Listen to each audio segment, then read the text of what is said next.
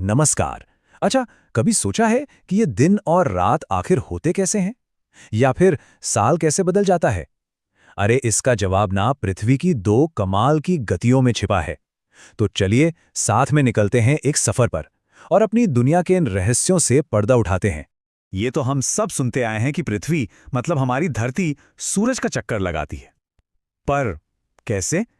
क्या ये बस गोल गोल घूमती है? और एक और सवाल, क्या पृथ्वी सच में वैसी ही गोल है जैसी किताबों में दिखती है, एकदम किसी गेंद की तरह?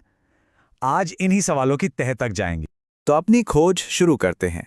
देखिए, कुछ भी समझने से पहले ये जानना बहुत ज़रूरी है कि इस इतने बड़े ब्रह्मांड में हमारा ठिकाना, हमारी पृथ्वी है कहाँ। तो ये है हमारा सौर परिवार, हमारा सोलर सिस्टम। इसमें है पूरे 8 ग्रह। और देखिए, सूरज से गिनती शुरू करें तो तीसरे नंबर पर है हमारी पृथ्वी। क्या कमाल की जगह है, ना तो बहुत ज्यादा गर्म ना ही बहुत ज्यादा ठंडी, मतलब जिंदगी के लिए एकदम परफेक्ट। ठीक है, तो अब हमें अपना पता तो चल गया। अब आते हैं पृथ्वी की सबसे मजेदार बात पर, इसकी चाल, इसकी गति।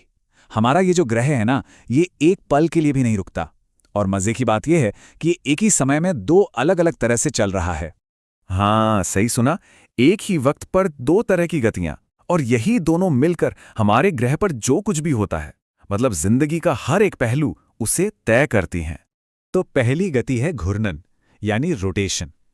अब इसे समझने का सबसे आसान तरीका है एक लट्टू। देखा है ना लट्टू कैसे अपनी ही कील पर गोल गोल घूमता है? बस हमारी पृथ्वी भी अपनी एक काल्पनिक धुरी पर ठीक वैसे ही लगातार घूमती रहती है। और पता है, इसी के घूमने से होते हैं दिन और रात। और दूसरी गति है परिक्रमण, यानी रेवोल्यूशन। इसका मतलब है पृथ्वी की सूरज के चारों ओर एक तय रास्ते पर यात्रा, जिसे हम कक्षा या ऑर्बिट कहते हैं। ये जो एक पूरा चक्कर है ना, इसी से हमारा एक साल बनता है। तो चलिए इसे एकदम आसान भाषा में समझ लेते हैं।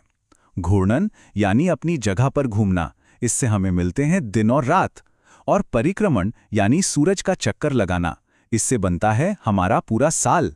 एक है 24 घंटे का खेल, दूसरा 365 दिन का। अब आते हैं एक और बड़े ही मजेदार सवाल पर, पृथ्वी का असली आकार कैसा है? हम सब मन में तो यही सोचते हैं कि वो एक परफेक्ट गोल गेंद है, पर असलियत तो इससे कहीं ज्यादा दिलचस्प है। तो सवाल ये है, क्या हमारी पृथ्वी एकदम परफेक्ट गोल है, एक गेंद की तरह? जवाब शायद वो नहीं है जो हम सब सोचते आए हैं। वैज्ञानिक भाषा में पृथ्वी के असली आकार को भूआभ या जियोइड कहते हैं। इसका सीधा सा मतलब है पृथ्वी जैसा आकार। असल में ये ध्रुवों यानी ऊपर और नीचे से थोड़ी सी चपटी है और बीच में भूमध्य रेखा पर थोड़ी बाहर निकली हुई है। तो नहीं, ये एक परफेक्ट गोला बिल्कुल नहीं है। और ये बात सिर्फ कहने की नहीं है, आंकड़े भी यही बताते हैं। अगर हम पृथ्वी को बीच से यानी भूमध्य रेखा से नापें तो इसका व्यास है करीब 12,756 किलोमीटर, और अगर इसे ऊपर से नीचे यानी ध्रुवों से नापें तो यह है 12,714 किलोमीटर। फर्क भले ही छोटा लगे, पर यह बहुत बड़ी कहानी कहता है। तो इन दोनों व्यासों में फर्क कितना हुआ? करीब 44 किलोमीटर का।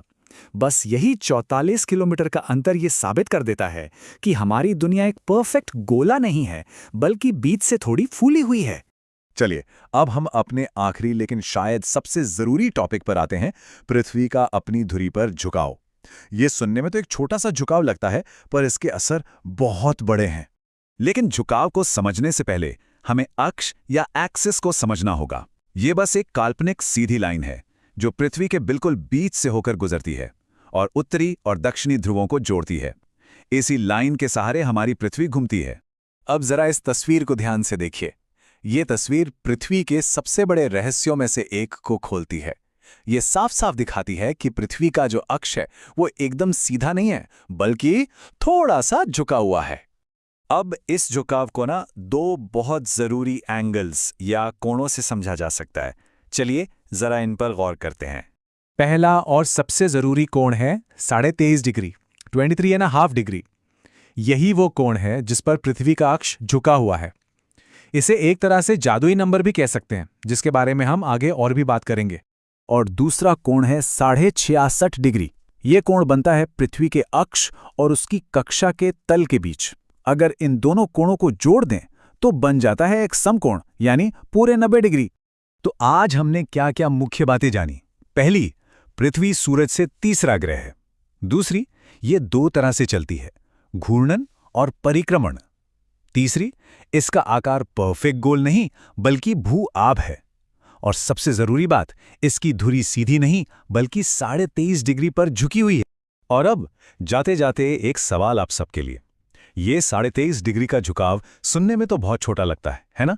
पर क्या ये हो सकता है कि सिर्फ यही एक छोटा सा झुकाव उन सभी मौसमों के लिए जिम्मेदार हो जो हम साल भर महसूस करते हैं? गर्मी, सर्दी, वसंत, पतझड़।